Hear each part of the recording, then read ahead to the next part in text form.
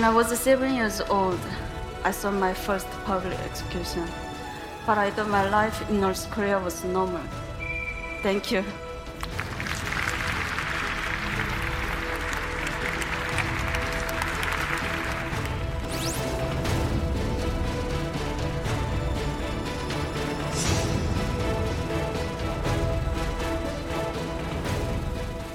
결정적으로 이 김일성에 대한 절대적인 믿음이 깨지게 되는 두 번째 영상을 봤다고 합니다. 이거 궁금하다.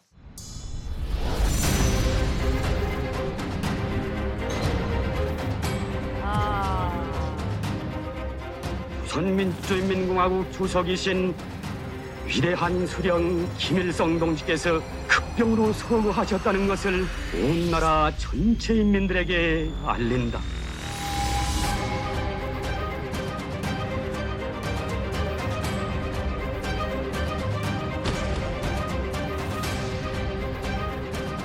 만수대 언덕에서 땅을 치며 먹노와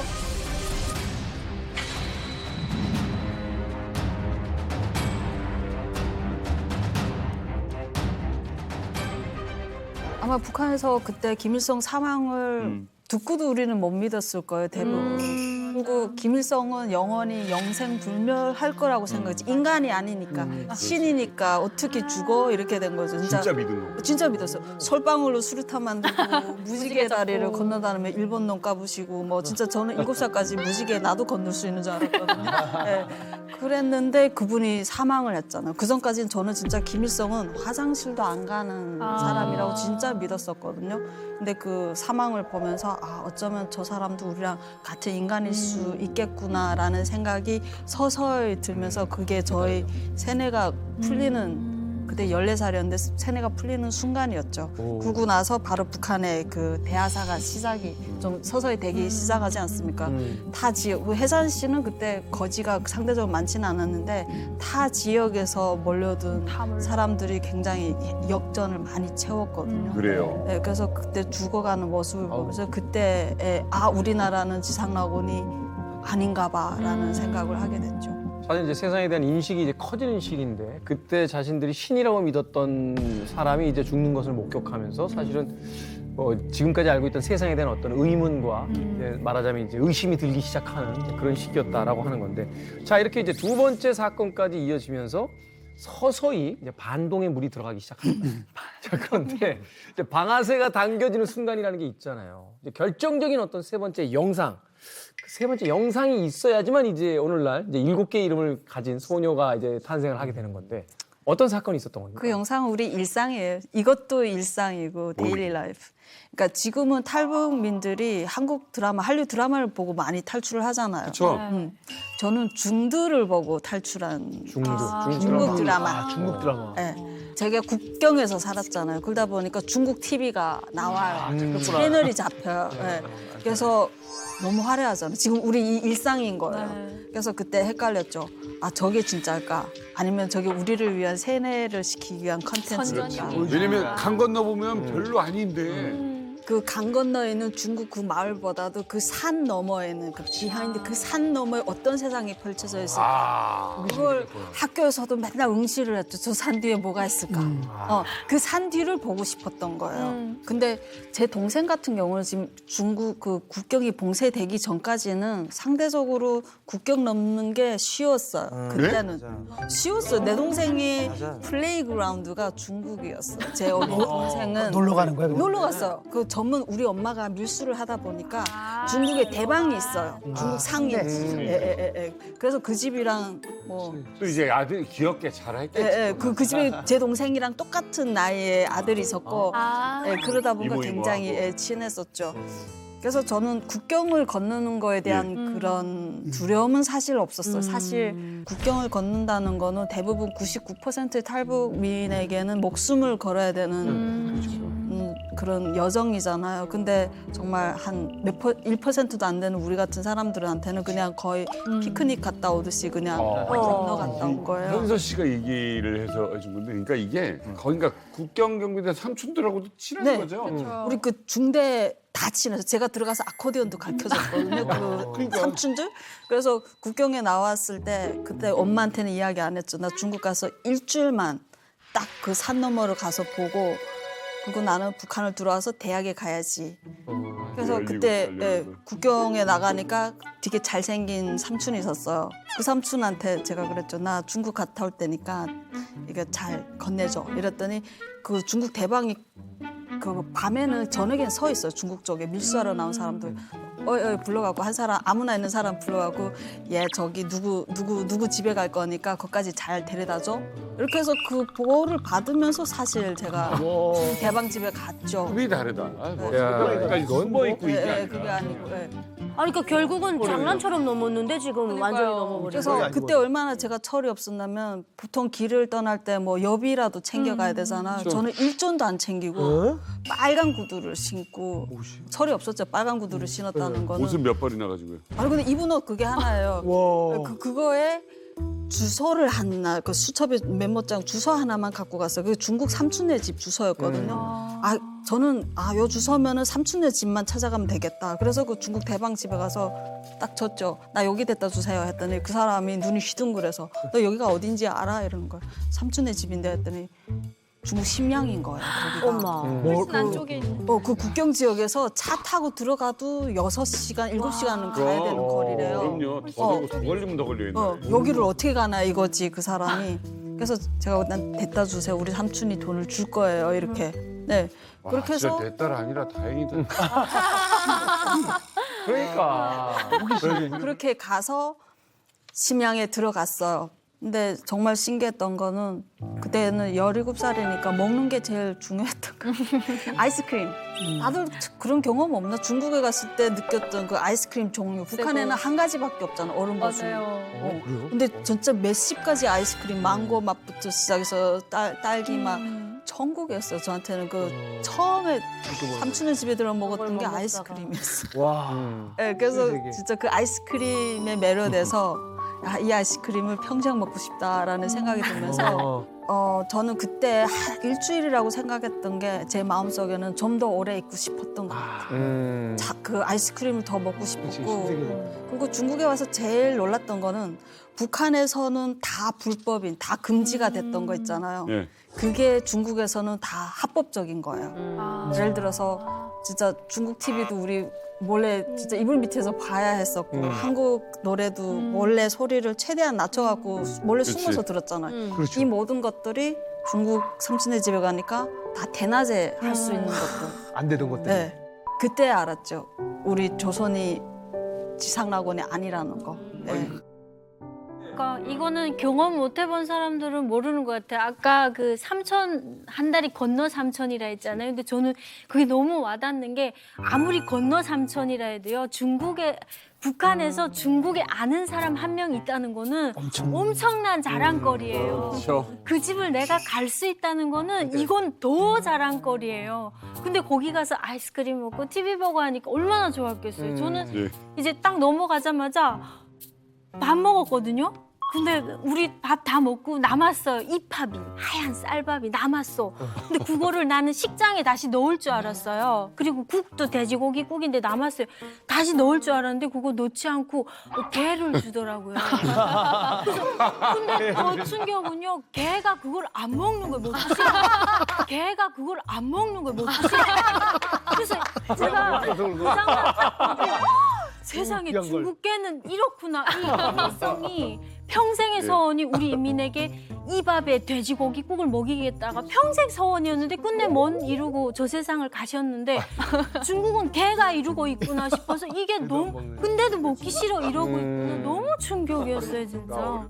현서 씨가 태어나서 처음으로 마음껏 TV를 돌려보시고 아이스크림 종류별로 다 드셔보시고 야. 신세계를 경험하신 거예요. 자유. 그럼 돌아갈 고향으로 돌아가야 되겠죠 이제요. 가야죠. 일주일 정도 중국 체류를 마치고 돌아가려고 준비를 하고 있는데 북한으로 돌아가기 바로 그 전날 친척집 전화기 벨이 울립니다. 뚜루루룩 받았어요. 누구냐면 바로 현서 씨 어머니가 전화를 하신 거예요. 그러면서 어머니가 하신 말이 정말 큰 충격이었다고 하는데 어머니는 다급한 목소리로 이렇게 말씀하셨다고 합니다. 현서야, 내 말 잘 들어라. 절대로 북한으로 돌아오지 말아라. 큰 문제가 생겼다. 이런 말씀하시더라고요. 문제가 생겼다. 문제? 아니 뭐 북한에서 문제가 그때가 언제였죠? 그러니까 그게 원래는 일주일 있겠다고 갔던 게 거의 한 달 있었어요. 그 시점이 몇 년도입니까? 97년도. 얼마나 제일 어려울 때, 분이 한창일 때. 제일 많이 죽을 때. 근데 그때 돌아가려고 했는데 나중에 들어보니까 무슨 사연이냐면 북한에는 그 선거가 끼면은 인구 조사를 맞아요, 맞아요. 인민반마다. 근데 제가 그때 진짜 재수가 없이 아다리 안 맞게 제가 나가자마자 인구 조사가 들어갔던 거예요. 그래서 그 인구 조사에 빠지면 안 돼요. 북한에서는. 맞아요. 그거에다가 소문이 저 집 누구가 국경을 건너서 중국에 무슨 어떤 경찰한테 시집 갔다 하더라 뭐 이런 말도 안 되는 소문이 일파만파 퍼진 거예요. 그러니까 누가 제가 강을 건너는 걸 봤나 봐요. 그러니까 지금 없어진 데다가 우리 엄마는 함흥에 외가에 놀러 갔다 이렇게 이야기했는데 제 중국에 갔다더라 막 퍼지니까 멘붕이 온 거예요. 우리가 경험을 못 해봤던 거라서. 그래서 엄마가 실종 신고를 가서 한 거예요. 일단은. 네, 실종 신고를 했는데 제가 나타나면 안 되잖아요. 나타나면 그거 있잖아요. 조사가 들어가요. 그럼 제가 중국 갔다 왔다는 게 제가 볼 수밖에 없어요. 제 입으로. 그러면 저는 제 팔자가 안 좋아지죠. 출신 성분이. 제가 볼 땐 북한에서. 네. 그래서 제가 그때는 안 나타나는 게 우리 가족한테도 저한테도 도움이 됐던 상황이었어요. 근데 지금 돌이켜보면 우리 엄마도 저도 그날 눈앞에 펼쳐진 그 난관을 극복하는 땜빵하는 용도로만 생각했던 것 같아요. 정말 이게 영원히 우리가 분단될 수 있다는 것까지는 생각을 못했던 결정이었던 것 같아요. 그러네요. 호심 때문에 사실은 저 산 넘어, 강 넘어, 산 넘어 저 바깥 세상에 뭐가 있는지 일주일만 보고 오겠다고 했다가 지금 의도치 않게 이제 탈북이 되게 된 거예요. 그렇죠. 가족과도 생이별이고 그리고 불법 체류자 신분이 되는 거죠, 중국에서. 사실은 우리가 뭐 잠깐 놀러 갈게라고 했을 땐 즐겁지만 이게 막상 못 들어가라고 하면 이게 마음부터 벌써 확 그렇죠. 달라지잖아요. 평화가 사라지면서 진짜 못 간다고 하는 그럼. 일들이 펼쳐지게 되는데 이걸 더군다나 이제 10대의 나이에 감당을 해야 되는 상황인 거잖아요. 근데 처음에는 철이 없으니까 북한 안 돌아가도 된다는 그 현실이 너무 행복했어요. 왜냐, 그 화려한 그 네온 사인을 매일 내가 경험을 해도 되고 아이스크림도 많고. 너무 행복했는데 그게 오래가지가 않더라고요. 이렇게 몇 달을 지나니까 거의 1년 돼가니까 그때부터 이게 약간 그 삶에서 북한 생각이 나기 시작하는 거예요. 엄마도 보고 싶고. 엄마 동생 생각이 나면서 나 진짜 이때 정신이 돌아온 거예요. 이게 평생 이별이 되는 건가? 그때부터 인지를 하기 시작한 그럼. 거예요. 그렇게 중국에 살면서 그래도 살아남아야 되면 북송되지 않으려면 제가 중국어를 마스터해야 되지 않습니까? 그래서 중국 TV에 보면 지금도 그 자막이 있어요. 중국 그 문맹률을 낮추기 위해서. 그 중국도 언어가 다양하기 때문에 그 자막이 저한테는 굉장히 도움이 됐어요. 중국어 TV를 켜놓고 매일 앉아서 공부를 했죠, 제가. 독학으로. 네, 독학을 했었어요. 독학해서 나이도 어리니까 그 스폰지를 중국어를 굉장히 습득이 빨랐었죠. 빠르고 그다음에 중국 삼촌이 그때 그러더라고요. 여기서 살려면 너 북한 이름을 쓰면 위험하다. 이제부터 너는 채미란이라는 이름을 쓰자. 그래갖고 삼촌이 먼저 이 아이디어를 제시를 했었어요. 어린아이니까 모를 테니까 네. 어른이 먼저 이제. 여기 상황을 또 봅시다. 그 삼촌 입장 좀 생각해 봅시다. 왔는데 그냥 한 1, 2주 있다 가야 되는데 계속 있게 돼요. 안 가겠네. 심지어 이제 1년 넘어가. 부담스럽잖아요. 황당했겠죠. 그쵸? 지금 생각해보면. 네, 네. 그래서 나중에는 삼촌이 저를 결혼시키려고 하는 거예요. 떼내려고. 요거 떼내려고. 궁금하다. 떼내려고. 그래서 그 삼촌의 지인 집에 뭐 좀 잘 괜찮게 사는 친구의 아들한테 그 저보다 4살, 5살 많더라고요, 그때. 그 아들과 선을 보게 하는 거예요. 그래서 결혼 날짜도 자기네끼리 잡아놨어요. 날짜까지 잡혔어요? 날짜까지 잡았고, 근데 제가 그때 18, 뭐 19 안 됐을 때죠. 그래서 아니 내가 결혼하려고 중국에 온 건 아니지 않습니까? 그렇죠. 근데 그 집에서 국적을 하나 만들어 왔는데 가짜로. 결혼 정년기에 어울리는 나이, 제 나이를 4살인가 5살 뿔커 왔더라고요. 올려서. 국적을 어. 샀구나. 가짜 결혼을 하려면 18세랑 결혼할 수 신분을 아예 없으니까 가지고. 20대 초반을 만들고 이름도 순양인데 지금 보면은 부모님한테 자기네 시댁한테 효도하는 그런 며느리가 되라 뭐 이런 의미에서 순향자로 순양. 거기서 만들어서. 여기서 만들어진 게 이제 장순향입니다. 진짜. 그러면서 그 국적을 보여주면서 주진 않더라고요. 나중에 네가 결혼하면 요거 우리가 줄 거다. 아니 진짜 18살이면 우리나라 나이로 어떻게 보면 고등학교 2학년 정도 보이는 고3이야. 네, 보이는 고3 정도 되는데 아니 그 상황만 놓고 뭐 어떻게 선택의 여지는 좀 없었을 것 같거든요. 그러면 어떻게 아예 없었죠. 그 사람들은 일방적이에요. 이기적이고 너는 앞으로 북한의 가족을 잊고 우리가 너의 가족이 돼줄게. 우리랑 같이 평생 살자 이러는 거예요. 날 감동시키려고 한 말인 것 같은데 저한테는 그게 안 먹히는 거예요. 내가 왜 너네랑 결혼하려고 여기 왔어? 아니지. 그때 이게 화가 반감이 생기면서 그래서 제가 그때 탈출을 합니다. 두 번째 탈출. 북한에서 탈출, 이번에 두 번째 탈출을 해요. 무작정 친척집. 그나마 이제 밥이라도 먹고 잠이라도 잘 수 있었던 친척집인데 여기를 나와서 이제 중국에서 이제 홀로서기를 해야 되죠. 이게 어떻게 이제 가능해지는 겁니까? 그래서 심양에 서탑가라고 있어요. 한국인들이 진짜 많이 가는 서탑가가. 예. 서탑가?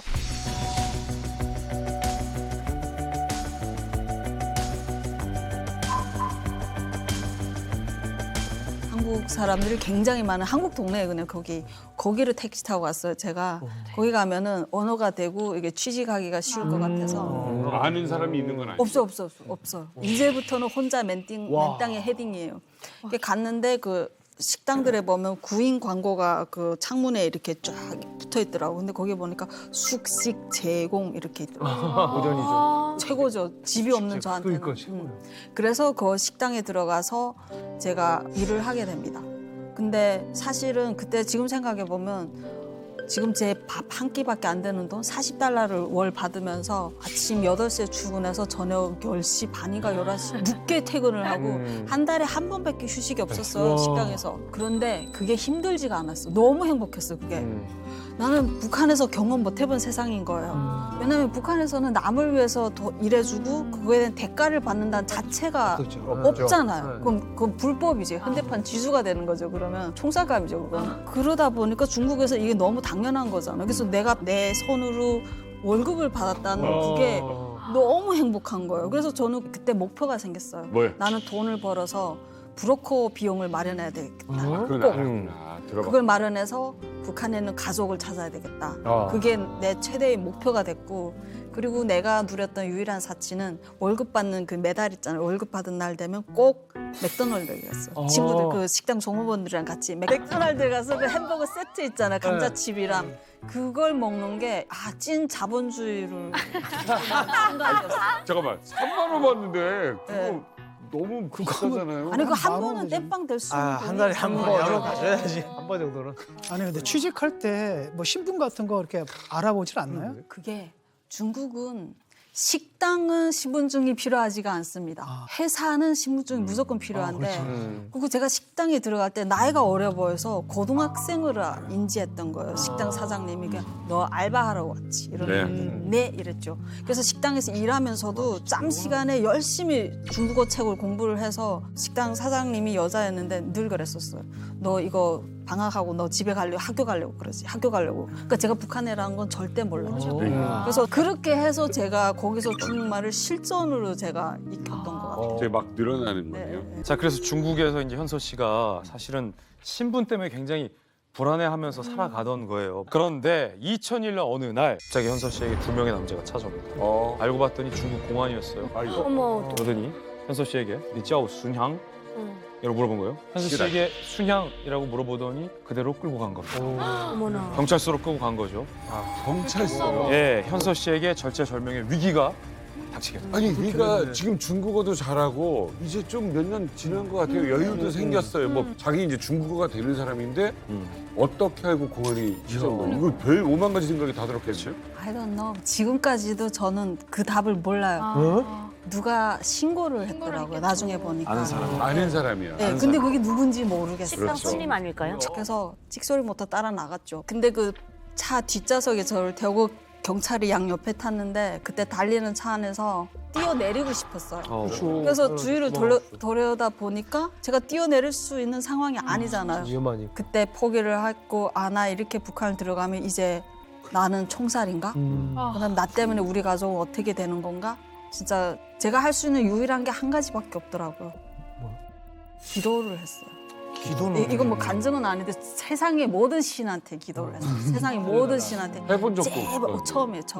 정말 진심으로 제발 저를 살려달라고. 네. 그렇게 해서 경찰서에 들어갔는데 그 심양 그 경찰서에 보면은 서탑 경찰서에 1층에 들어가면 원래 그 깜방이 아니었던 것 같은데 임시 철창을 만들어 놨더라고요. 그 안에 탈북자들이 특별 검열 기간이었잖아요. 한 몇십 명이 빽빽히 콩나물처럼 유치장 안에 서 있는 거예요.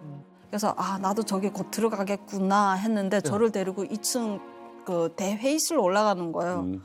들어가 보니까 앞에 이미 그 경찰 간부같이 생긴 분이 3명이 앉아 있고 나머지 그 등급이 낮은 경찰들은 쭉 벽면 이렇게 기대 서 있더라고요. 그러니까 몇 명인지 기억은 나는데 굉장히 많았었어요. 그 속에 저는 지금 혼자 이렇게 인터뷰를 당하는 입장이었죠.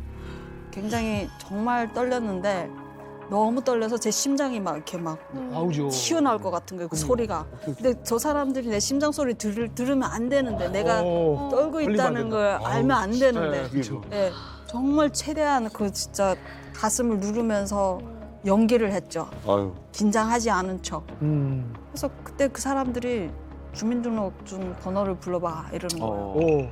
그때 그 장순영 그 국적을 보여줬던 결혼하려고 예, 가짜 했던, 만들었던 예, 가짜 신분증. 그거. 이게 기억이 그걸 나지. 기억나요? 기억났어요. 제가 암기력이 되게 좋거든요. 오. 그게 그걸 제가 초능력이 이야기했어요. 오. 그러니까 주소를 대봐 이러는 거예요. 그래서 그 주소도 어디 저 멀리 뭐 연변인지 길림자 어디 멀리 주소였어요. 주소를 불러줬죠. 그랬더니 전화번호를 불러 이러는 거예요. 전화번호는 없습니다. 이랬죠.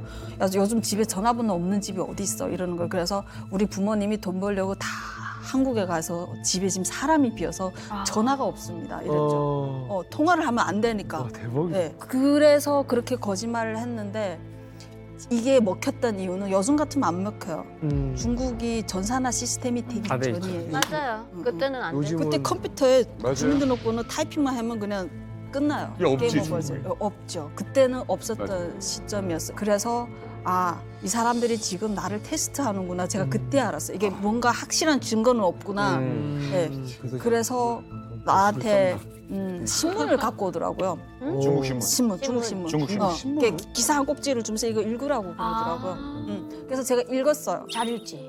읽었더니 이제는 자기네가 하는 말을 받아서 쓰라는 거예요. 하는 말을 받아서 쓰래요. 대박이다. 그래서 하는 말을 받아서 제가 썼어요. 그게 어떻게 가능했냐면 북한에서는 그 한문 수업이라는 게 있잖아요. 한문 수업이 있어. 있죠. 제가 그 한문 수업에서 제가 그 탈북할 운명이었는지는 모르겠는데 전교에서 제가 1등이었어요. 네? 한자를 또 잘했구나. 정말 원탑이었어요. 한자 수업에서. 그 캘리그래프가 너무 아름다운 거예요. 그 받아쓰라고 했던 경찰이 부르는 걸 썼을 때 중국인 실제 중국 사람이 필력이 나왔던 거예요. 그때 당시. 중국에 아직도 문맹률이 중국은 높아요. 농촌 애들은 말은 해도 쓰는 거, 읽는 걸 잘 못하는 애들이 많거든요. 많죠. 근데 북한 애가 이걸 한다? 이게 말이 안 납득이 된다. 안 됐던 거죠. 그리고 그때 김일성 생일이 언제냐고 물어보는 거예요. 그때 김일성 생일이 언제냐고 물어보는 거예요. 먹으느라고. 자기도 모르게 나올 수 있지. 여기서 내가 김일성이 누구예요? 이랬죠. 김일성. 순발력. 나 같으면 나왔을 것 김일성 같아. 장군님이 누구예요? 해도 안 돼. 그렇죠, 그렇죠. 수령님을 왜 찾습니까? 그 사람들이 전문 탈북자 조사를 많이 했던 그럼 사람들이에요. 선수야. 얼마나 많이 잡았겠어요. 그래서 김일성 생일까지 나올 정도면 그래서 저는 그때 정말 멘탈을 잡고 있었죠. 정말 저한테는 그 시간이 정확히 저는 몇 시간이 지났다고 생각하는데 실제 몇 시간이 아닐 수도 있어요. 저한테는 그렇게 그렇죠. 긴 시간이었어요. 아우 이건 지금 듣는 저도 손에 땀이 나는데. 근데 그 한 경찰 간부가 옆에 경찰한테 조용히 이야기하더라고요. 기속말로. 야, 이 제보 잘못된 제보야. 제 탈북자가 아니야. 누가 신고한 거는. 그래서 가라고 그러는 거예요. 근데 저는 분명히 그 경찰서 문을 끌려 들어갔잖아요. 근데 그 문을 제 스스로 제 발로 걸어 나왔었어요. 정말 그러고 싶지 다리가 않은데. 떨렸을까? 군 문 앞에 서서 진짜 한참 그 문을 경찰서 문을 쳐다봤어요. 너무 신기한 거예요. 나는 저게 분명히 아까는 죽음의 문이라고 생각해서 들어갔던 문인데 저걸 내 발로 걸어 나온 거잖아요. 그리고 저는 지금 밖에서 이 문을 보고 있잖아요. 안에 탈북자들이. 네. 그때 그 기분이 굉장히 만감이 교차하더라고요. 문 하나로 이제 생과 사가 갈리는 경험을 하게 되는 거잖아요. 아니 이런 상황들이야 사실은 이제 위기 상황이니까 인간이 이제 위기 상황에 닥치게 되면 그 상황을 이제 모면하기 위해서 빠져나가기 위해서 이제 최선을 다하게 돼요. 현서 씨도 이제 기지를 발휘해서 그 상황을 넘어갔어요. 그런데 사실은 사람이라는 것이 그런 상황을 이제 벗어나고 나면 힘적으로 굉장히 힘들어지게 되잖아요. 그럼요. 그러니까 사실은 사건이 있는 어떤 시점보다 사건이 없는 그 평상시가 더 불안하고 사실은 힘들고 고독하고 그걸 어떻게 혼자 버티신 거예요? 그러게 혼자였네. 가족도 통화할 사람도. 그러니까 그게 버텼다기보다는 너무 당연하다고 생각했어요. 나는 모든 탈북민은 다 우리는 북한에서 태어났다는 죄로 이렇게 살아야 된다고 생각했지. 그게 고생이라는 생각은 크게 못 해봤어요. 왜냐면 제가 나 혼자 나는 진짜 21세기에 사는 게 아닌 나만의 세상에서 살고 있다고 생각한 거죠. 전쟁 근데 같은. 그런 경험을 겪게 되면 이제 주변 사람들 못 믿게 되잖아요. 못 믿죠. 지금도 못 믿어요. 그러니까 이게 누군가 나를 밀고 했다라는 느낌이 들 거예요. 네. 그래서 그때 제가 이곳을 떠나자. 더 이상 탈북민 색출이 없는 탈북민이 많이 없는 중국의 대도시 상해로 가자. 상해로 가서 새로운 인생을 다시 시작을 하자. 새로운 탈출이네 또. 자, 그렇게 2002년 심양에서 살 수가 없는 거예요. 현서 씨가 새로운 도시 상하이로 거주지로 옮기게 됩니다. 그런데 앞서 불법 체류자였기 때문에 그럼요. 다 겪었던 거잖아요. 그럼요. 현서 씨가 결심을 하게 됩니다. 내가 더 이상 이렇게 불법 체류자 신분으로 살면서 숱한 고생을 하면 안 되겠다. 자, 이때부터 또 한 번 현서 씨가 이름을 바꾸게 됩니다. 그리고 나서 현서 씨가 생각해낸 방법이 있는데 바로 이거를 신분증이구나. 가짜 신분증. 국민증. 진짜 뭐예요? 진짜 실제 중국 신분증을 구입을 한 거예요. 그래서 박선자라는 이름으로 어머머. 살게 되는데 여기 보면 박선자라고 돼 있죠. 그리고 사진은 이제 당시 현서 씨의 사진으로 바뀌신 거예요. 대박이다. 그리고 보면 정말 중화인민공화국이라고 이렇게 홀로그램도 있어요. 와, 아니 근데 이걸 어떻게 그래요? 돈 주고 다 산 거죠. 돈 주고. 그때는 좀 가능했어요. 그게 2002년? 지금 신분증을 돈 주고 산다는 게 이게 가능한 일이에요? 이게? 그게 저거는 이제 그 어떻게 보면 진짜 합법 신분증이에요. 위조는 위조지만 이게 왜 그러냐면 중국이 이제 2016년도까지 어떤 정책이 있었냐면 일가구 일자녀 정책이 있었어요. 인구 억제를 하기 위해 가지고요. 둘째, 셋째는 출생 신고가 안 돼요. 맞아. 출생 신고가 안 되기 때문에 당연히 학교를 못 가요. 네. 근데 얘들도 아프면 병원 가야 될 거 아니야. 네. 그래서 부모들이 이제 이 둘째, 셋째를 위해 가지고 뭐 불황하든지 아니면 장애인의 신분증을 사가지고 약간 얼굴 사진 다리를 또 해가지고 하는 유행이었어요. 그러니까 지금은 힘들지만 당시만 하더라도 저게 중국 전체적으로 유행을 했던 때가 있었어요. 맞아요. 대단한 것 같아요. 저는 중국에서 신분증 사려고 무지 노력했는데 그럼요. 저희도 근데 사기도 힘든 거예요? 못 엄청 샀어요. 비싸다더라고요. 왜냐하면 비싸기도 하고 그리고 이런 구입을 하기가 사람 만나기가 너무 어려워요. 신분증 파는 사람이랑 연계하기가 너무 힘들거든요. 근데 정말 난돌인 것 같아요. 이거는 아무나 가질 수 없다. 없는 거예요. 그럼요. 근데 굉장히 운도 많이 따라졌던 것 같아요. 왜냐면 회사 취직하려면 주민등록증이 있어야 취직이 돼요. 그래서 맨날 식당으로 전전긍긍을 했고 또 북송을 안 당하려면 신분이 있어야 되잖아요. 근데 살아있는 사람의 데이터를 사야 되는 거예요. 그러면 지금 여기 네. 조선족의 박선자라고 돼 있는데 이분은 실제 조선족 사람인 실제 거예요? 살아있는. 어. 네. 그래서 완벽한 저의 신분으로 만들었던 거죠. 촌철하시네. 거의 중국인처럼 산 거네요. 네. 그 사는데 지장 없으니까. 신분증도 있겠다. 돈으로 살고 굳이. 한국 식당에서 일한 것도 아니고. 네, 그때는 회사에 다녔었어요. 무역 회사에 나중에는. 신분증으로. 그러다가 그 집에 스카이라이프라는 소뚜껑 있잖아요. 네. 그걸 갖고 있었거든요. 예. 그때는 한국 TV를 맨날 보고 살았었어요. 그때 당시로. 근데 골든벨, 사골도. 네, 스타 골든벨이 나오는 거예요. 거기에서 탈북민 한옥종 씨가 스타 골든벨에 나와 있는 거예요. 한국 그럼 구미호? 예? 구미호? 구미호? 구미호로 하시겠어요? 네, 구미호. 구미호 정답입니다. 그때 충격 받았었어요. 아니 탈북자가 저것도 적국인 남조선에 가서 TV에 나온다고? 저기 북한은 TV 나온다는 게 거의 뭐 정말 불가능한 일이잖아요. 네. 그 어떻게 북한 사람이 탈북자가 TV에 나오지? 그래서 그때부터 아 남조선이 괜찮은 나라인가 봐 뭐 이런 생각을 조금씩 하게 됐죠. 사실 제가 탈북하게 된 동기 중에 하나가 한옥정 언니가 남조선 TV에 나왔던 거잖아요. 근데 제가 나중에 TV 나올 줄 어떻게 알았겠습니까? 근데 이만갑 첫 회 촬영 때 우리 이만갑 촬영장에서 한옥정 언니를 본 거예요. 한옥정 씨?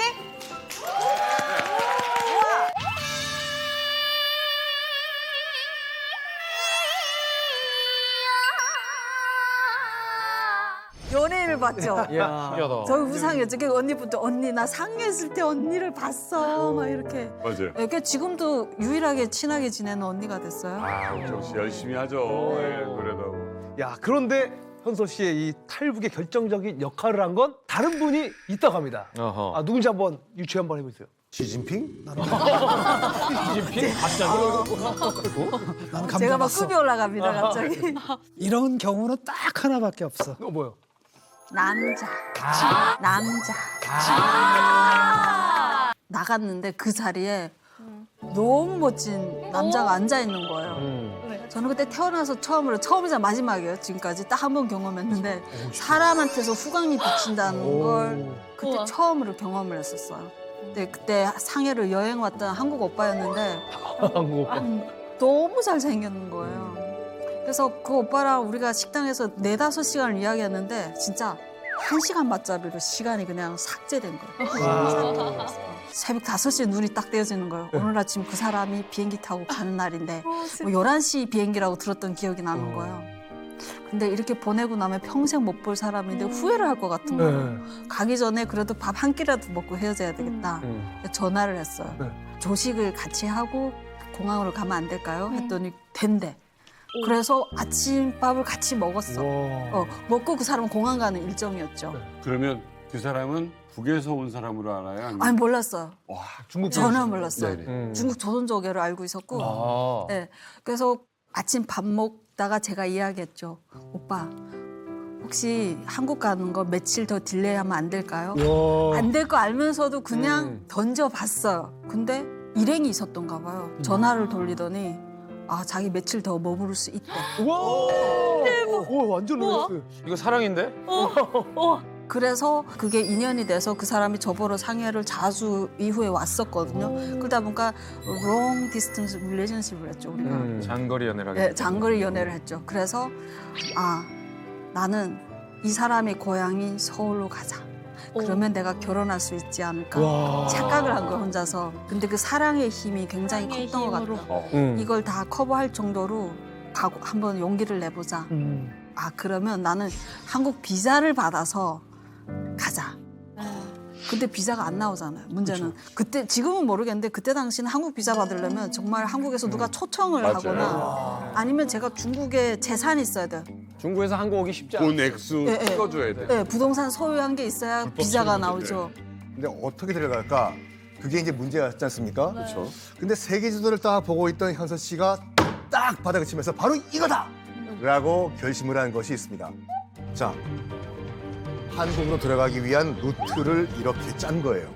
일단 상하이에서 상하이에서 일단 최종 목적지는 태국 방콕이에요. 근데 상하이에서 경유지로 인천을 택한 다음에 방콕 갔다가 다시 인천 갔다가 상하이로 가는 티켓을 끊은 거예요. 굉장히 독특한 태국 루트가 나온 거예요, 이게요. 이게 사실은 이런 티켓이 있긴 있어요. 이런 이제 확실히 한 특이하다. 4시간이나 5시간까지 가는 거리를 뭐 12시간이나 16시간 걸쳐서 이렇게 가게 되는 티켓 가격은 싼 건 있어, 알겠는데 있어요. 이거 출국할 때 괜찮았습니까? 이거 아무래도 의심할 것 같은데 그래도. 그러니까 제 능력은 절대 비자가 안 나오고 그래서 생각해냈던 게 태국 비자를 받아서 인천공항 경유하는 비행기 티켓 그래서 저는 일단은 한국 테리토리만 밟으면 되는 거잖아요. 그렇지. 굳이 그 이미그레이션 통과할 필요가 없는 거예요. 이걸 제가 이용을 했던 거예요. 비상해. 근데 대신에 이게 상해 포동공항에서 이 루트가 통과가 되는지를 알아야 되잖아요. 그래서 포동공항에 전화를 해요. 나는 조선족 국적인데 지금 인천을 경유한 방콕이 목적이다. 내가 궁금한 거는 이렇게 푸동 공항에서 이걸 허락을 해주냐, 그렇게 출국할 때 도장 스탬프를 찍어주냐, 아니면 이게 법적으로 불가능한 거냐, 이걸 또 물어봤어. 그랬더니 거기서 법적으로 불가능하지는 않은데 대신에 당신이 우리 이미그레이션을 설득을 잘해야 된대. 이 말도 안 되는 루트를 왜 이렇게 굳이 가야 되는지. 그리고 조선족은 좀 민감해요. 한국 갔다가 도망치는 사람들이 많기 때문에 조선족 신분이라서 이걸 우리를 설득을 해야만이 가능한 겁니다. 이 답을 들은 거예요. 그러니까 불가능하지는 않다는 걸 들었잖아요. 아싸. 그러면 제가 중국에 갖고 있던 모든 합법적인 서류, 뭐 중국 후커벌, 상해, 운전면허증, 상해는 또 상해 거주증이라는 게 따로 있어요. 상해 거주증, 중국 그 신분증, 그다음에 또 중국은 대만 갈 때 그런 게 있어요. 대만 통행증, 대만 여권이 따로 있거든요. 대박이다. 그 5개를 다 끌어안고 제가 상해 푸둥공항을 나간 거예요. 증명서는 다 가지고. 다 갖고 합법적인 서류를 안고 나는 탈북자가 아니야. 나는 이걸 말하고 싶었던 거죠. 근데 생각외로 너무 서류를 완벽한 걸 갖고 나가니까 공항에서 그냥 몇 마디 말 안 시키고 그냥 내보내는 거예요. 이 정도까지 주고. 그러네. 네, 완벽하게 조사까지 갖고 있는 갔으니까.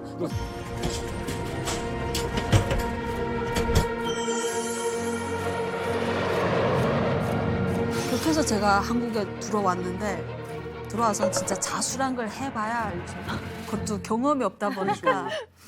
그래서 인천공항에 그냥 내려서 사람들이 제일 많이 가는 데로 따라갔어요. 따라가니까 그 이미그레이션 그 줄이 긴 줄 있잖아요. 거기 서서 줄이 또 길잖아요. 줄 섰어요? 줄 서서 그 도장 맞는 그 앞에까지 가요.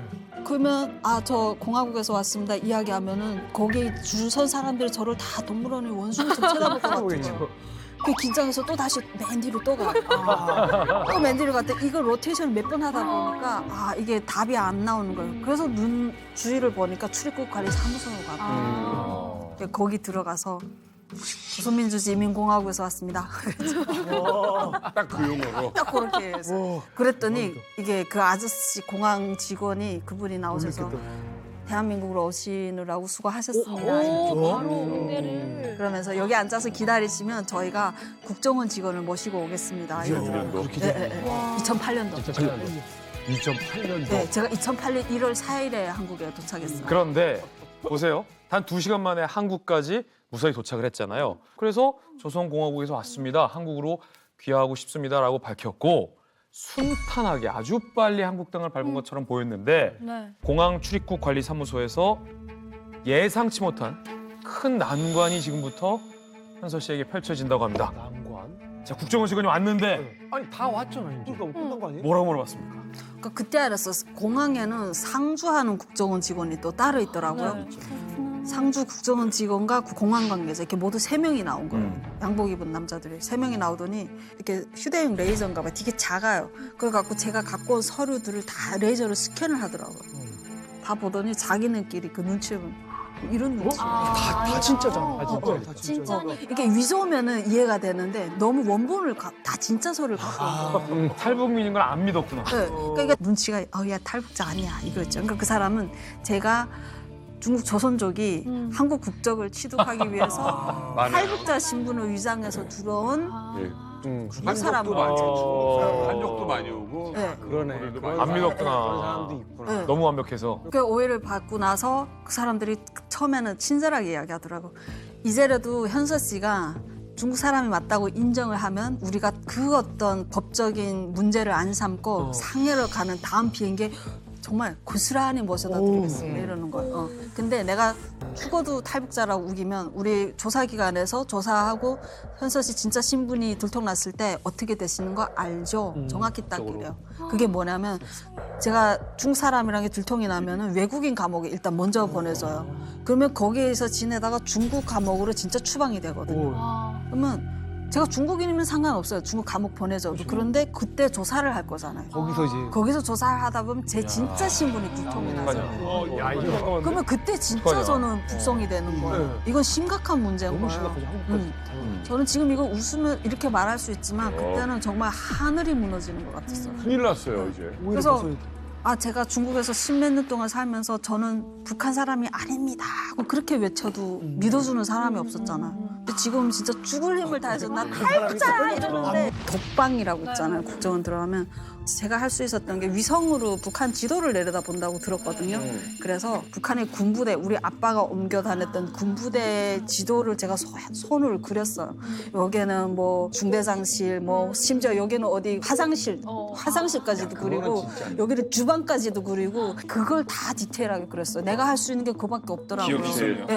나중에 그 국정원 선생님 조사를 하고 나서 우리 보통 조사 끝나면 국정원 담당하시는 선생님이 먼저 사인을 하잖아요. 그리고 우리가 카운터 사인을 하잖아요. 제가 잽싸게 사인했죠. 그분 마음이 바뀌기 전에. 그러면 탈북자 맞다고 인정하는 순간이 되는 거예요. 저는 그 순간부터 잽싸게 같이 사인하고 제가 그때는 마음이 느슨해서 그분한테 그랬죠. 선생님은 어떻게 제가 북한 사람인 거 알고 이렇게 보증을 서신 겁니까? 당당하게 이야기했죠. 그랬더니 그분이 자신이 14년 동안 국정원에서 이렇게 신문을 해왔대요. 저는 사람의 눈을 보면 그 사람이 거짓말을 하는지 아닌지 알 수 있대요. 그래서 현서 씨 눈은 너무 솔직했대요. 거짓말을 안 했대요. 당장 6개월에 걸친 이제 국정원의 조사가 끝났어요. 야, 6개월. 하나원을 거쳐서 이제 서울에 정착하게 됐습니다. 세상에. 그럼 이제 여기서 그 남자친구를 한국에서 다시 만나서 어떻게 됩니까? 너무 궁금해요. 까지 와가지고. 저는 사실 그 오빠랑 결혼하고 싶어서 남한에 왔잖아요. 근데 제가 한국에 와서 제 주제를 알았어요. 왜요? 북한은 우리 대놓고 출신 성분 계급 사회잖아요. 근데 한국은 보이지 않는 계층 사회라는 걸 저는 깨달았죠. 보이지 않는데. 그분 집안하고 저는 너무 안 맞는 집안인 거예요. 제가 제 주제를 모르고 따라온 거죠. 그래서 정말 그 한국의 그 흔한 진짜 학연, 지연, 혈연, 가방금 저는 아무것도 없잖아요. 직업도 없고 부모도 없고 아무것도 없는 거예요. 그래서 그냥 내가 이 사람한테 연연하면 시간만 낭비하겠다. 그래서 깔끔히 보내드리고 내 인생을 살자 이제부터. 그래서 이제 남은 인생은 나는 가족한테 올인을 하고 내 인생을 개척을 하자. 네, 그렇게 보내드렸어요. 가족을 이제 데리고 오고 싶다고 지금 하셨잖아요. 네. 아니 사실 북한에 있는 가족을 데리고 온다는 게 사실 무슨 수로 데리고 오겠습니까? 굉장히 위험한 일이잖아요. 가족 데려오기 전에 제가 한국에 와서 정체성 혼란을 너무 심하게 겪었어요. 그게 우리는 진짜 지구상에서 유일한 같은 문화와 같은 언어를 쓰고 같은 된장찌개, 김치찌개를 좋아하는 민족이잖아요. 그런데 제가 느끼기에는 서울에 사는 그 어떤 외국인보다 탈북민인 제가 더 외국인이고 이방인인 거예요. 그게 난 정체성 혼란 심하게 겪고 또 언어의 장벽이 없을 줄 알았어요. 대한민국에서는. 저는 여기 와서 겪었어요. 미국 외래어를 너무 쓰니까 영어 외래어를 쓰니까 제가 못 알아듣겠는 거예요. 극장에 갔는데 메뉴를 봤는데 코카콜라, 팝콘, 나초 제가 하나도 알아듣는 게 없어요. 유일하게 오징어 구이만 알아봤어요. 그러니까 나는 분명히 조선말을 읽고 있는데 저 뜻을 모르잖아요. 그때 굉장히 나는 이 사회에서 과연 잘 살아갈 수 있을까? 그래서 상해로 다시 돌아갈까? 여기가 너무 낯선 거예요. 여기가 너무 내 나라가 아닌 것 같고. 그러니까 처음에 그 한 1, 2년을 그렇게 모두가 겪을 거예요. 저도 그 시기를 겪다가 북한에 있는 가족을 여기에 모셔오면은 내가 잘 정착할 수 있지 않을까 마음을 다잡고. 그리고 솔직히 말해서 여기가 사람 사는 세상이잖아요. 여기가 지상낙원이란 건 알아요. 그냥 제 스스로 정체성 혼란 때문에 받아들이지 못했을 뿐이지. 그래서 북한에 있는 엄마 동생한테 이런 세상이 있다는 걸 보여주고 싶었어요. 그 속에서도. 그래서 내가 진짜 여기서 잘 정착하려면 가족을 모셔와야 된다. 그래서 설득을 했는데 1년이 걸렸어요. 우리 가족이 안 나오겠다면요. 왜냐하면 나오다 잡힐 수도 있고 또 우리 엄마 같은 경우는 형제 7명이 있으니까 다 놔두고 와야 되잖아요. 그래서 북한에 있는 가족들을 탈북시키기 위해서 현서 씨가 중국으로 직접 갑니다.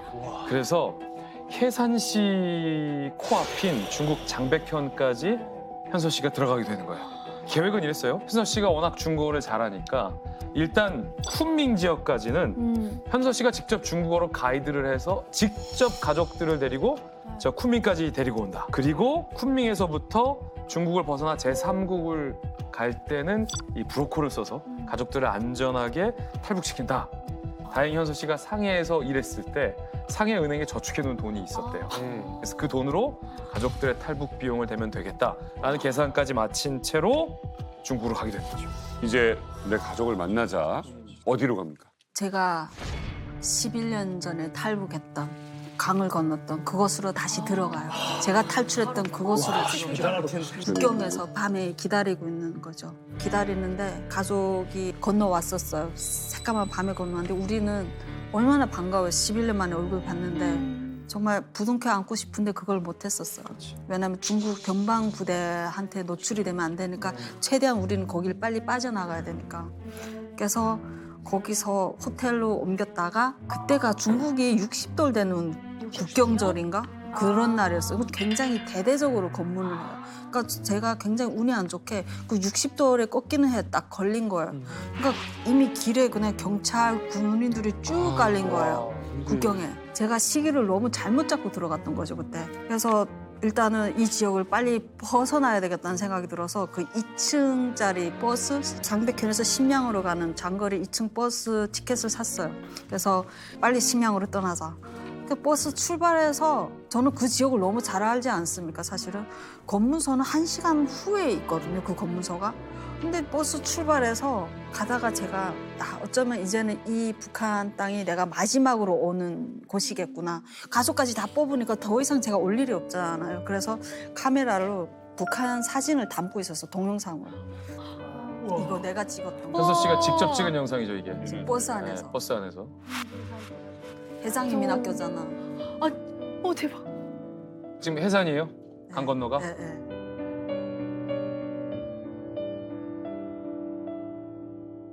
쭉 이렇게 찍다가 한 5분 안 됐을 때 갑자기 버스가 서는 거야. 버스 멈추는 거예요? 안 돼. 뭐지? 쓸만한 데가 아니야. 있겠다, 뭐야?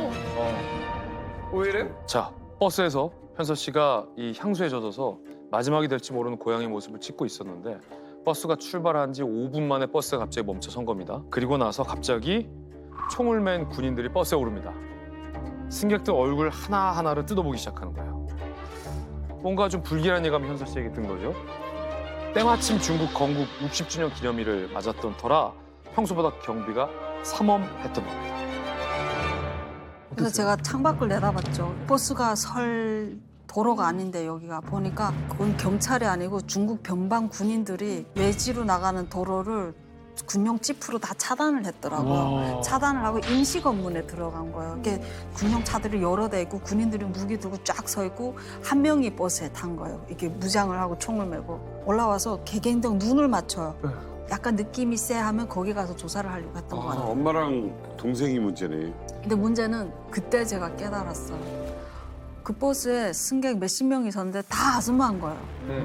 유일한 남자가 제 동생이 하나인 거예요. 동생이잖아요. 너무 튄다. 버스 운전기사 다음으로 걔가 하나예요. 근데 제가 무서워서 동생 우리 좌석을 맨 뒷칸 버스 맨 뒷줄에 세 줄 쪼로니 이렇게 티켓을 샀거든요. 그러니까 동생이 너무 긴장하니까 눈 감고 자는 척 한 거예요. 그게 침대 버스니까 자는 척 했는데 표적이 된 거예요.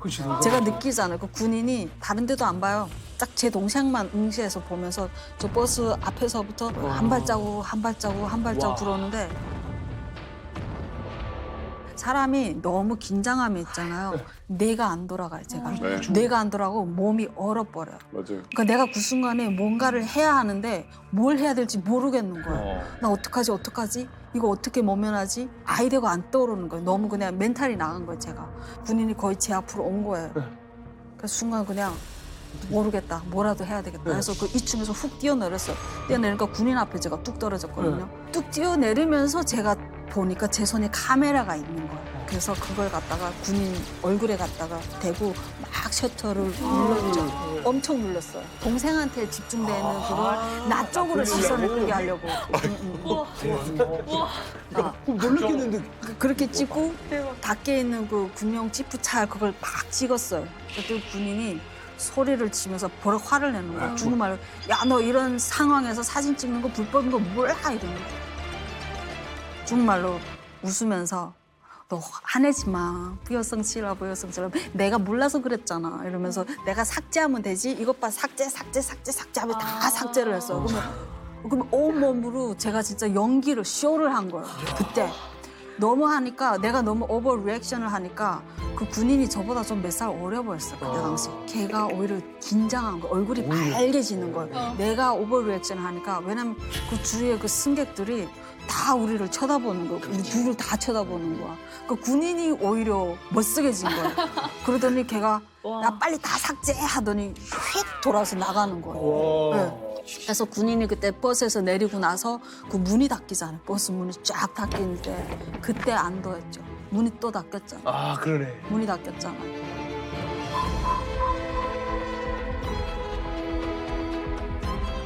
근데 뭐 위기가 여기서 끝났으면 얼마나 좋았겠습니다만 끝이 아니었습니다. 끝이 아니에요? 이제 베이징 부근을 지나고 있었던 때였는데 이제 버스 기사가 모든 이제 승객의 신분증을 다 모아가지고 이제 공안에게 넘겨줬어요. 뭐 여기까지는 통상 뭐 그 절차였던 것 같아요. 그런데 공안이 신분증 다발을 들고 버스에 또 올라타는 겁니다. 그러면서 차 잠깐 세우라고, 차 갓길 대 라는 명령을 내려요. 그런 다음에 대대적인 이제 신문에 들어갑니다. 가족들 신분증이 누구한테 빌린 거잖아 지금요. 근데 또 문제는 또 그랬어요. 중국어도 하나도 모르는 상황에서 이 공안이 신분증에 적혀있는 사람들 이름을 다 하나씩 호명을 해요. 이름 뭐냐, 주소 뭐냐, 여행 목적은 뭐냐. 중국 공안의 질문을 당연히 중국어를 모르는 가족이 알아들을 리가 만무하겠죠. 엄마랑. 그러다가 남동생이 빌린 신분증의 이름을 딱 호명을 하게 됩니다. 와. 자, 여기서는 어떻게 못 오는 거 아니에요? 한치에 물러설 수가 없는 상황이잖아요. 이거는 잡히면 바로 북송이 되는 상황이 벌어지는 건데. 남성이 중국을 못 하잖아요. 심각한데요? 그때 북송당하면 왜냐면 제가 한국 여권이 있었어요. 제 몸에. 여권이 있으면 저희 같이 잡히면은 한국 기도가 되고 한 가족인가 하면 우리는 무조건 총살이에요. 북한 가면 무조건 총살이에요. 그때는 동생 이름이 나오는 거예요. 이름 김철수였는데 중국말로 김철수 나와 이러는 거예요. 근데 첫 번째 불러도 또 두 번째 불렀는데도 동생이 나갈 수가 없잖아요. 세 번째까지 부른 거예요. 우리 못 나갔어요. 그러니까 화를 내려고 하는 거예요. 그래서 그때 이게 내가 피할 수가 없겠다. 그래서 우리 같이 나가자 하고서 성민이 손을 잡고 앞으로 나갔어요. 그 경찰한테 나가서 제가 뭐라고 했냐면 이 사람 벙어리다 이랬어요. 왜냐면 말을 시킬 거니까 이게 말을 못 하잖아요. 저희 가족이. 제가 쓸 수 있는 유일한 방법은 벙어리밖에 없는 거예요. 이 사람 벙어리다 이랬죠. 그랬더니 벙어리 맞아? 이렇게 된 거예요. 그래서 거기서 한참 신경질을 하는데 뒤에서 갑자기 굉장히 이상한 소리가 나는 거예요. 뒤에서, 제 뒤에서. 그래서 모든 사람들이 제 뒤쪽을 다 보는 거예요. 그때 보니까 저희 엄마가 진짜 벙어리 흉내를 내면서 장애인 흉내를 내면서 나오는 거예요. 엄마 자리에서. 그 경찰이 저건 또 뭐야 이러는 거예요. 그래서 이 사람도 우리 일행이고 벙어리야 이랬어요. 그래서 나는 이 사람들을 데리고 지금 쿤민까지 가는 일행이고 내가 가이드를 하는 사람이다 이랬죠. 그랬더니 그 경찰이 한참 보더니 근데 이 버스에 벙어리가 왜 이렇게 많아? 이러는 거예요. 네. 갑자기 왜 이렇게 벙어리가 많아졌어? 이러는 거예요. 근데 안 믿는 눈치인 거예요. 그런데 그 운전기사한테 물어보는 거예요. 이 사람도 벙어리 맞아? 이러는 거예요. 근데 여기서 기적이 일어나요. 운전기사가 벙어리 맞다고 말해주는 거예요. 그래갖고 그 경찰이 돌아서서 내려가는데 그 경찰이 내려가면서도 찜찜했나 봐요. 그런데 뒤로 돌았다가 뒷걸음질하며 가는 거예요. 찜찜한 거예요. 뭔가 이상해 느낌이. 이 사람이 내려가고 나서 버스 문이 또 닫히는 거예요. 그 버스는 바로 출발했고. 그때 제가 정신이 돌아와서 제 자리로 돌아오다가 그 버스에 있는 그 몇십 개의 눈이 일제히 저희를 쳐다보고 있는 거예요. 모든 승객이. 그때 깨달았어요. 아 맞다. 이 사람들은 우리가 벙어리 아니라는 거 알잖아. 그렇지 말을 계속 했으니까. 왜냐면 거기 북경 도착하기 전까지 7시간 동안 우리 셋이 북한 말을 그동안 못 들었던 수다를 11년 동안 수다를 7시간을 떨며봤거든요. 우리가. 그랬는데 그 중에 누구 한 명도 너네 벙어리 아니잖아 라고 말한 사람이 없는 거예요. 진짜 너무 감사. 진짜 얼굴도 모르고 이름도 모르는 그 버스 승객 그분들 너무 감사. 지금도 너무 감사하고 그분들 평생 행복했으면 좋겠어. 와 진짜 감사. 네. 이제는 끝이겠지. 저도 끝이라고 생각했어요. 이제 더 이상 뭐가 있겠어. 중국의 그 어려운 고비를 2번이나 죽다 살았는데. 근데 이거는 거의 시작에 불과했던 거예요. 그 여정 속에서 제가 쿤민까지는 도착해서 제가 라오스라는 나라 말을 모르잖아요. 지리도 모르고. 그때는 브로커를 썼어요. 왜냐면 중국이 제일 위험지대니까 중국은 제가 담당을 했고 그때는 브로커를 써서 라오스에 있는 그 비엔티엔이 수도예요. 비엔티엔에 있는 한국 대사관으로 무사히 모셔주세요. 그게 저의 그분한테 부탁했던 거고 그리고 저희 가족을 데리고 그분들은 국경 쪽으로 출발했고 라오스로. 라오스 방향으로 출발했고 저는 쿤밍에서 하룻밤 자고 다음날 아침에 서울로 들어오는 비행기를 탄다고 지금 택시 타고 지금 공항 가는 길이에요. 그런데 그때 뭐야? 공항 앞에 현서 씨가 도착했어요. 아 이제 우리 가족들은 안전한 브로커로 라오스까지 무사히 가겠구나라고 생각했는데 공항 앞에 도착한 현서 씨한테 따르르릉 전화 한 통이 울립니다. 여보세요? 전화를 한 사람은 다름 아닌 그 브로커예요.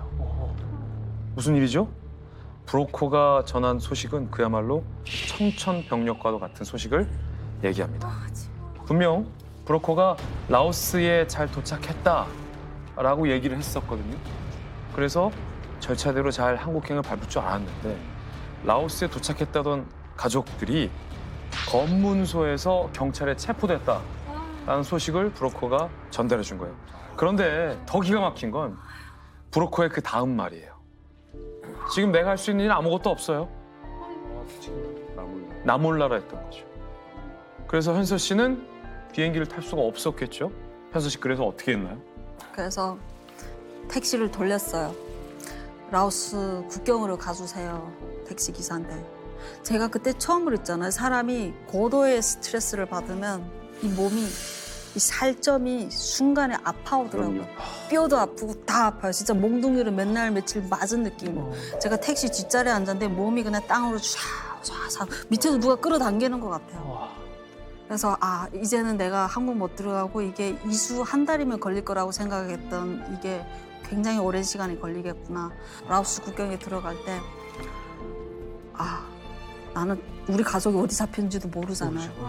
그리고 내가 살아있는 앞으로 제 인생에서 가족을 다시 만날 수 있을지도 모르겠는 거예요. 내가 지금 우리 가족 안 나오겠다는 가족을 설득해서 데리고 나와서 지금 뭐 하는 짓인지 제가 그때는 너무 모르겠는 거예요. 그래서 일단 라오스에 들어갔어요. 제가 들어가서 한 일주일 동안 제가 그 라오스 루앙남타라는 지역이에요. 그러니까 라오스에서 국경에서 제일 가까운 도시 이름이 루앙남타고 루앙남타에서 치앙마이가 제일 가깝더라고요. 동선이. 그 루앙남타에서 지내면서 일주일 동안 가족의 행처를 찾았죠. 그 지역에는 모든 과목을 다 휘젓고 다녔어요. 근데 그래서 일주일 만에 가족이 잡힌 국제 감옥에 잡혔더라고요. 찾았어요? 예, 예. 가족을 찾았고. 아직까지 송환이 안 된 게 다행이다. 그 일주일 만이니까 그 일주일 만에 찾아서 라오스 이민국에 매일 아침 출근을 했어요. 제가 그들보다 먼저 출근해서 항상 그 땡볕에 마당에 앉아 있었어요. 그러니까 갈 때마다 담배 사들고 갈 때마다 현금을 들고 가면은 그 라오스 이민국 국장이라는 사람이 오늘은 얼마 갖고 왔어? 주머니 꺼내 이러는 거예요. 진짜 그래요. 그래서 주머니 다 털어서 이렇게 돈을 내놔요. 그러면 제일 큰 지폐부터 걔가 몇 장 갖고 가요. 그래도 양심을 이렇게 밥 먹을 돈은 남겨줘요. 그렇게 해서 제가 거의 한 달을 그 짓을 했어요. 한 달을 뇌물을 갖다 바쳤죠. 그러니까 그래도 마음이 동했는지 뇌물을 받는 게 다행이야 이럴 때. 오히려 뭔지 알아. 맞아요. 그러니까 안 받으면 이건 더 큰 문제. 차라리 조금씩 받으면 오히려 희망의 끈이 받으면 좀 마음이 편해지지. 한 달이요? 감옥에 면회를 갔어요. 먼저 가족한테 내가 여기 구출하러 왔다. 그러니까 희망을 가지고 포기하지 말아라는 메시지를 전해야 되잖아요. 그 감옥에 갔는데 엄마가 면회 나온 거예요. 저쪽에서. 근데 엄마가 나왔는데 엄마 빨리 오세요 막 이랬죠. 근데 엄마가 한동안 안 오고 거기 서 있는 거예요. 한동안 안 오고 서 있다가 좀 있다 정신이 돌아왔는지 저를 보고 달려오는데 진짜 영화의 한 장면 그 슬리퍼가 막 일로 가고 저리 날아가고 영화의 한 장면처럼 달려오는 거예요. 와서 와라락 안기면 우는 거예요. 우리 엄마는 그러더라고요. 나는 네가 한국 간 줄 알았고 우리가 여기 잡힌 것도 모르고 우리는 이렇게 다시 북한을 보내지는 줄 알았대요. 근데 면회가 왔다는 이야기를 듣고 이 땅에 우리 면회 올 사람이 없는데 근데 나와보니까 내가 서 있더래요. 근데 우리 엄마는 내가 우리 딸이 너무 그리우니까 허상이 보인다고 생각했나 봐요. 가족은 구할 수 있었던 건가요? 그래서 한 달 그렇게 고생을 하니까 걔네가 풀어주겠대요. 대신에 몸값을 내놓으라고 하는 거예요. 1인당 US 달러를. 근데 그때 감옥에 우리 엄마, 동생 외에 탈북민 3명이 더 잡혀 있더라고요. 모두 5명이 잡혀 있었어요. 그러니까 저는 그 5명을 구출해야 되는 미션이 생긴 거예요. 그때 당시. 예, 예. 5명을 구출해야 되는 입장인데 그 5명 몸값에 비용이 만만치 않은 거. 근데 저는 그때 이미 돈이 없었어요. 그걸 한 달 동안 있으면서 뇌물 주고 에어비앤 비용에 너무 많이 들어간 거예요. 꿀 데도 없어요. 제가 한국에 아는 사람이 없잖아요. 꿀 데도 없고. 이렇게 기회가 이제는 드디어 내가 고생한 기회가 왔는데 내가 가서 돈이 없어서 구출을 못 하는 건가? 그래서 그때 제 얼굴이 굉장히 수심에 찼나 봐요. 엄청. 커피숍에 앉아 있었거든요. 근데 어떤 한 외국인이 내 앞에 오더니 아저씨가 영어로 Are you a traveler? 이렇게 물어보는 거예요. 여행 왔니? 네. 너 여행자니? 이러는 거예요. 그래서 딱 머리 쳐들어보니까 나 이미그레이션 통과할 때 제 뒤에 섰던 키 2m 되는 외국인 아저씨 한 명 있었어요. 그 아저씨가 저한테 지금 질문을 하고 있는 거 앞에 서갖고 나중에 들어보니까 보통 관광객은 오래 있어봤자 일주일 있다 떠나는데 이분은 거기서 관광하고 태국 치앙마이까지 다 갔다 다시 돌아왔는데도 제가 그 지역에 그냥 있는 거예요. 그러니까 신기했던 거예요. 얘가 왜 여기 있지? 사주예요, 사주. 그러니까 그때 질문, 너 여행 온 거야? 하고 물어봤던 거예요. 그래서 제가 아니라고 했죠. 근데 제가 그때 영어가 안 됐잖아요. 근데 스마트폰 있기 전이었어요. 그래서 핸드폰 그 사전을 꺼내갖고 North Korean Defector, Prison 5명, Need Money 이렇게 그렇게 해서 딱 보여줬어요. 그다음 그거에 제가 할 수 있었던 게 그랬더니 그분이 그걸 보더니 내가 그 돈 도와줄게. 얼마 가격이 한 600만 원? 500만 원? 1인당 한국 돈 100만 원씩 하고 교통비 하고 해서 600만 원 정도를 내라 했는데 갑자기 만난 외국인이 이랬다고요? 네. 이거 혹시라도 안 믿을 수 있는 사람 있겠는데요? 그분이 이제 호주 출신인데 딕 스톨프라는 분이거든요. 저희가 사진을 입수했습니다. 바로 이분이에요. 진짜 이름을 알아요? 왜? 네. 어떻게? 인자하게 생기셨어요. 너무 감사하다 진짜. 그때 이분이 은퇴를 하시고 호주 사람인데 은퇴를 하시고 동남아시아 여행을 하다가 저를 부딪히셨던 거예요. 근데 저희 이야기를 듣고 그 감옥에 같이 가주셨어요. 와. 그래서 그 풀려나는 그 독립서에 다 사인을 하고 입금을 다 하고 그 루앙람테에서 비엔티엔 가는 그 차에까지 다 바래주시고 그때 제가 처음으로 있잖아요. 라오스에서 한 달 넘게 있으면서 제 마음이 너무 우울하니까 하늘을 쳐다본 적이 없어요. 그때 하늘 처음 봤어요. 한 달 후에. 라오스 하늘 너무 예쁘더라고요. 그때 처음으로 라오스 하늘이 이렇게 예쁜 걸 내가 이제 알았구나 알았고 중요한 걸 깨달았죠. 천사는 여태까지 진짜 영화나 책에서나 존재하는 줄 알았거든요. 근데 진짜 우리 현실에 있는 거구나라는 깨달음을 알게 됐고. 아니 이게 어떻게 이럴 수가 있어요? 아니 이게 뭐예요 이게? 제가 그래서 그때 그분한테 그랬죠. 왜 저를 도와줍니까? 했었죠. 그랬더니 그분이 정확히 그러더라고요. 나는 너를 도와주는 게 아니고 북한 사람들을 도와주는 거야. 정확히 그랬었어요. 그래서 저는 그때 세상은 아직도 세상은 살만하구나. 그리고 우리 탈북자 이슈가 국제사회에 알려져야 된다고 제가 그때 깨달았어요. 그러면 내가 영어를 해야 되잖아요. 그래서 제가 그때부터 서울에 돌아와서 영어에 그렇게 매진을 했던 이유가 그래서 오늘의 이현서가 있었던 것 같아요.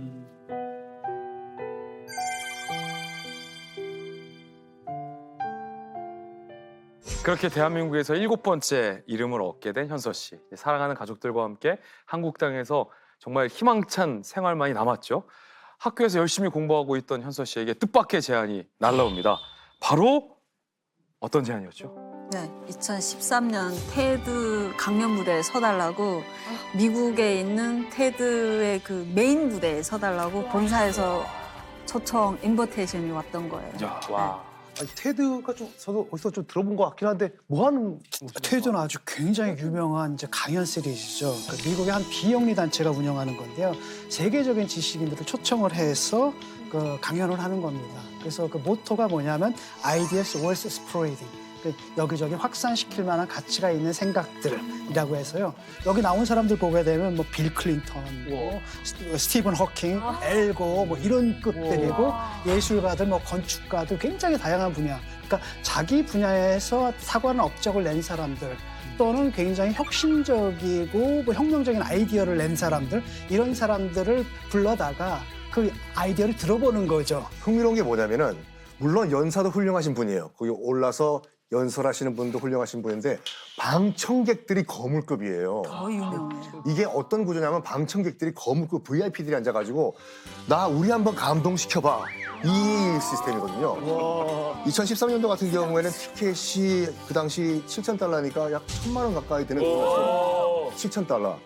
근데 이 강연을 보려 무려 이제 관객이 3,000명이 달했다. 3,000. 그러니까 이 시스템이에요. 나는 1,000만 원을 내고 관객으로 앉는 난 VIP인데 그렇지. 그러면 거기 위에 올라가가지고 우리 VIP를 나 1,000만 원 내고 이 자리에 왔다. 감동시켜봐. 감동시키신 거죠. 1,000만 원.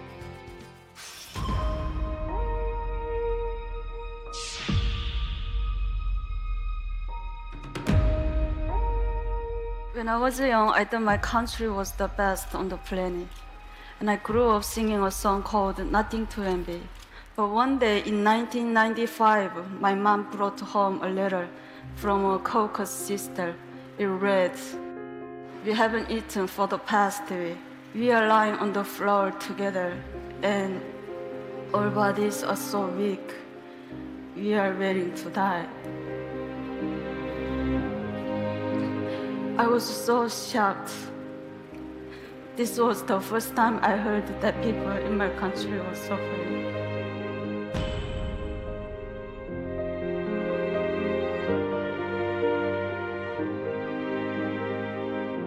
In China, it was hard living as a young girl without my family.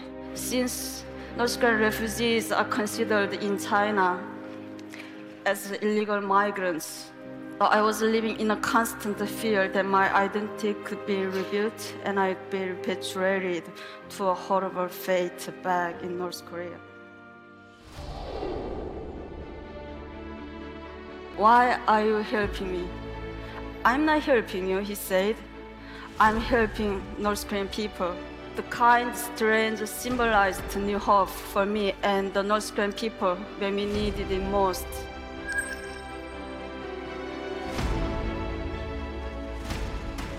I've been so lucky, received so much help and inspiration in my life. So I want to help give aspiring North Koreans a chance to prosper with international support. I'm confident that you will see more and more North Koreans succeeding all over the world, including the TED stage. Thank you. 와, 기립박수.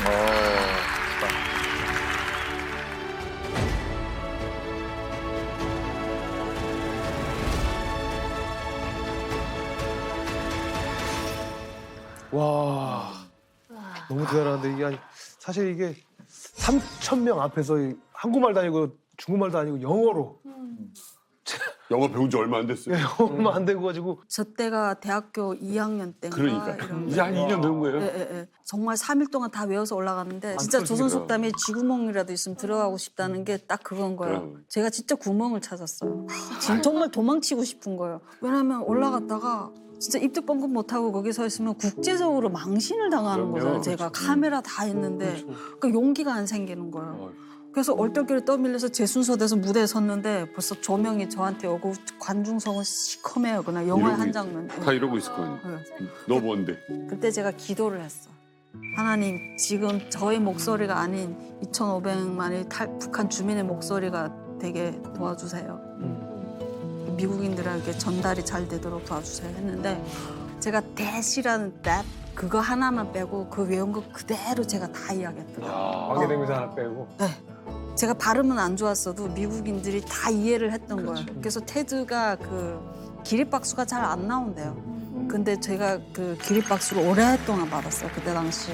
그래서 제 인생에는 정말 영화 같은 하루였었어요.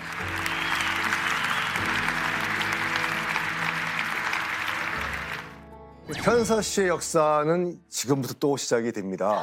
아니. 이제 테드 강의 이후에 이제 유튜브 반응. 영상이 게재된 지 이제 21일 만에 100만 조회수 찍습니다. 그러니까 지금은 현재 누적 조회수가 무려 2천만 회예요. 어머. 아니에요. 그건 유튜브 조회수고 테드 웹사이트에 또 있어요. 같은 영상이. 그래서 토탈 제가 오늘 검색하니까 4,900만 회예요. 제가 실수했습니다. 유튜브만 2천이고 토탈은 4천만이 넘어요. 그래서 지금 지금 가장 댓글이 많이 달린 동영상이라는 또 평도 올라오고 있는데 그 SNS 연락 가운데 이게 참 인상 깊었다고 하시는데 그 어떤 북한 관련 다큐멘터리보다 현서 씨의 12분짜리 테드 강연이 북한 인권 문제를 알리는데 정말 큰 도움이 됐다라는 이야기를 듣게 됐는데 그러면서 현서 씨는 본격적으로 북한 인권 알리기 운동에 들어갑니다. 그런데 현서 씨에게 또다시 운명 같은 일이 또 일어났다면서요?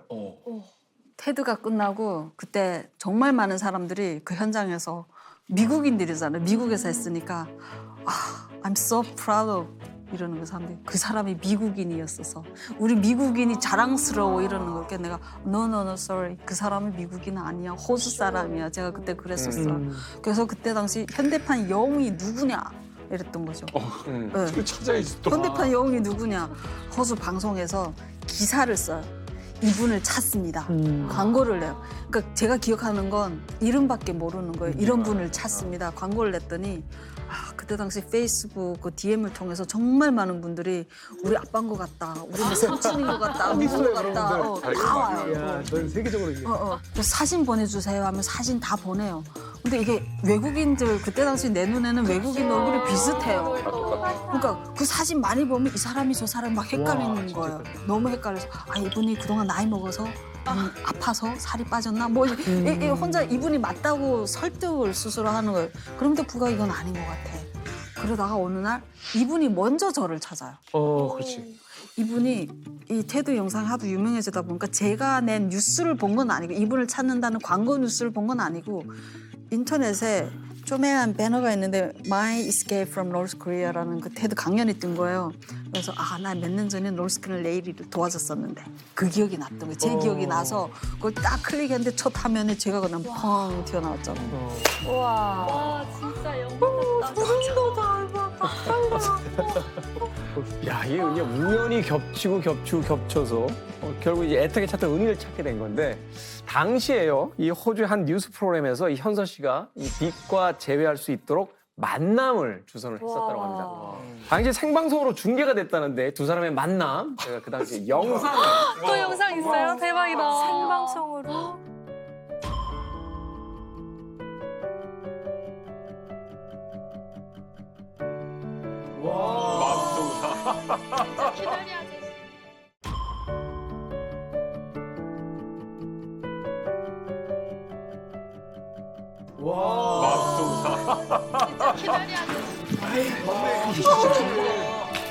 I can recognize your face.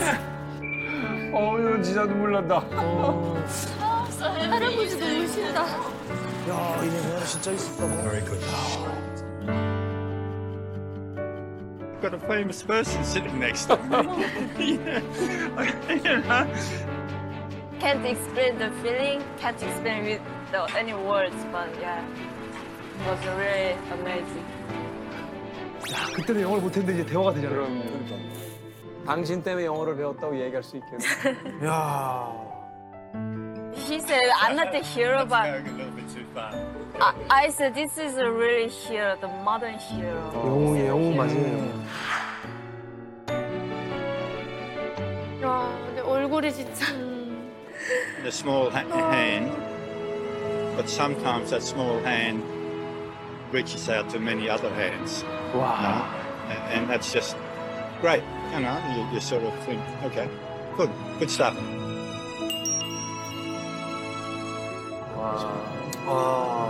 진짜 키다리 아저씨. 와. 어떻게 이러냐?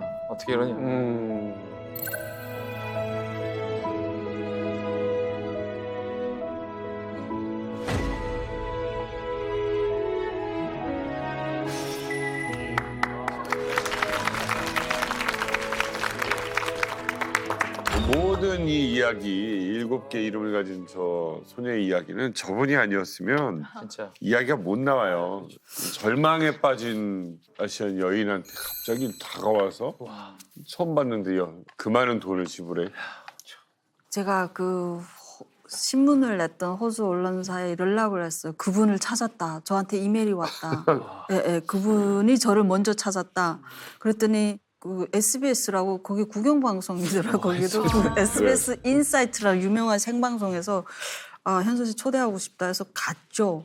근데 그때 이분이랑 같이 나오는 자리인 걸 몰랐었어요. 저는. 그러니까 모든 사람은 다 알았는데 이분 포함 저만 몰랐던 거. 서프라이즈 하려고. 사람 찾는 이야기하는 거. 공항에서 이분하고 제가 같은 그 시간대에 도착했나 봐요, 공항에. 그래서 부딪힐까 봐 그 제작진들이 굉장히 조심했어요. 정말 나를 피해 다니라고 공항에서. 정말 부딪힐까 봐 호텔에서도. 근데 생방송 현장에 들어가는데 보통 우리 방송국 이렇게 들어오면 여기 카메라가 있잖아. 근데 이상하게 횡단보도 건너는 데부터 카메라가 따라 붙는 거예요. 이 분위기는 뭐지? 호주는 이렇게 방송하나 이랬죠. 들어가니까 이분이 계시더라고요. 여기는 영상이 안 나와요. 그 실제 그 호스트가 그때 질문을 했었어요. 그분에게. 당신은 현서 씨가 그때 거짓말 할 수도 있지 않았냐. 그게 거짓말이라고 생각한 적 없냐. 어떻게 너는 현서 씨가 한 말을 그대로 다 믿고 그렇게 선한 행동을 했냐고 질문을 했어요. 근데 저도 사실 그게 궁금했었어요. 그때까지는. 근데 그분이 그러더라고요. 나는 그때 현서의 얼굴을 보고 이 애는 돈만 필요한 게 아니라 정말 도움의 손길이 필요하다는 걸 나는 읽었어. 이러더라고요. 정확히. 도움이 필요해. 정말 감동적인 이야기 아니에요? 그렇게 기적적인 재회까지 했잖아요. 그런데 현서 씨의 기적은 여기서 끝나는 게 아니에요. 또? 네. 또 있어? 테드 영상 직후에 전 세계 출판사로부터 자서전을 출간하자는 제안이 들어옵니다. 그렇게 2015년에 발간된 책이 7개의 이름을 가진 소녀라는 책이 발간이 되게 된 거고요. 이 책이 나오자마자 반응은 정말 폭발적이었습니다. 뉴욕 타임즈 베스트셀러에 오르면서요.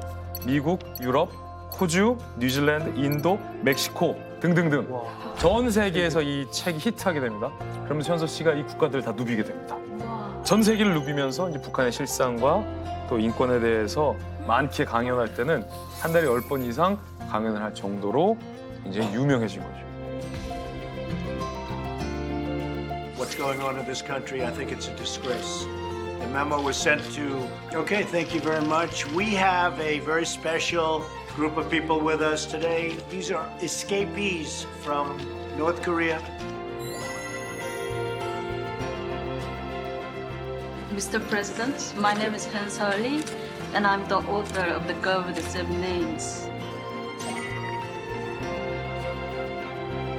The Chinese government continued to repatriate North Korean defectors back to North Korea, where torture and imprisonment and the horrifying public executions are standard even today.